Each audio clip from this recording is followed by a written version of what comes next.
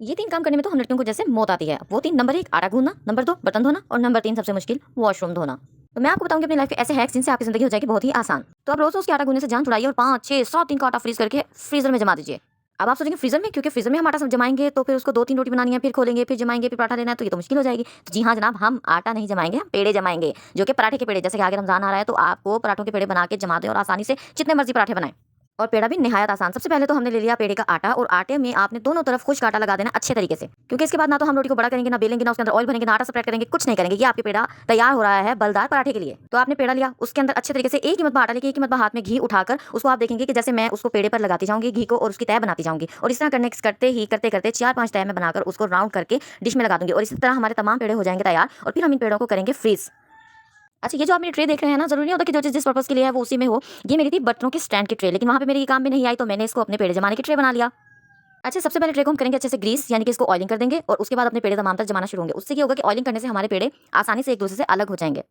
एक दूसरे से तो नहीं, लेकिन ट्रे से अलग हो जाएंगे। एक दूसरे से तो अलग करने का प्रोसेस और है जो आप आगे देखेंगे। अच्छा जी, मैं तो पेड़ों में हमेशा ही देसी घी भरती हूँ। आप देसी घी या मक्खन भी भर सकते हैं, लेकिन अगर आप याद रहे आप ऑयल लगा रहे हैं तो उससे वो टेस्ट नहीं आएगा। जो देसी घी से अरोमा और टेस्ट और जो क्रंची और पराठा मजे का लगता है ना, वो बात ही और होती है। अच्छा, मैं देसी घी काफी सारा अपने पराठों के अंदर ही भर देती हूँ। इसी तरीके से मैं पेड़े जमाती हूँ, लेकिन ऊपर मैं देसी घी नहीं लगाती, ऑयल लगाती हूँ, क्योंकि ऊपर देसी घी लगाने से मुझे लगता है वो घी पराठे पराठे का तवे पे सारा जम जाता है, तो जल जाता है, तो वो मजा नहीं आता। अच्छा, अभी आप देख रहे हैं पेड़े हमारे हो गए हैं फ्रीज। अब आता है इनको डीप फ्रीज करने का काम। सबसे पहले तो हम अपने काउंटर शेल्फ जो भी आपका है, जहां आप अपना किचन एरिया अपना बनाया, उसको अच्छे से क्लीन करेंगे, ताकि हमारे पेड़ों में कोई भी किसी किस्म की किरकिल, कोई गंद शायद कुछ ना लगे। क्लीन करने के बाद अब आप देखेंगे कि इसको कैसे मैंने हल्का हल्का मार्बल के साथ हल्का हल्का सा उसको मारा, तो हिट किया, तो वो सारे पेड़ एक दूसरे से अलग हो गए। और अब हम इनको फ्रिज में रख देंगे। अब ये अलग हो चुके हैं, तो इनके ऊपर जितने मर्जी पेड़े रख दें, मतलब जो भी आपने जमाए हुए हैं, एक बार अलग अलग जमाएं, ऊपर नीचे ना रखें, क्योंकि वो अलग करना आपके लिए मुश्किल हो जाएगा, वो होंगे ही नहीं अलग ना, वो आटा ही बन जाएगा। तो इनको ऊपर इनको सेपरेट जमा दें, और फिर उसके बाद जब ये फ्रीज हो जाए तो जितने मर्जी आप इस ट्रे में रख के उसको अपने फ्रिज में जमा दें, और जितने दिन का चाहे आप आटा गूंदें, और डेली डेली आटा गूंदने से आप छुड़ाएं अपनी जान। मैं तो ऐसे इकट्ठा आटा गूंद कर और ऐसे पेड़े बनाकर जमा फ्रिज में जो है ना, फ्रिज में उसको फ्रीज करके जमा कर देती हूँ। तो मेरी तो इससे जिंदगी हो जाती है बहुत आसान।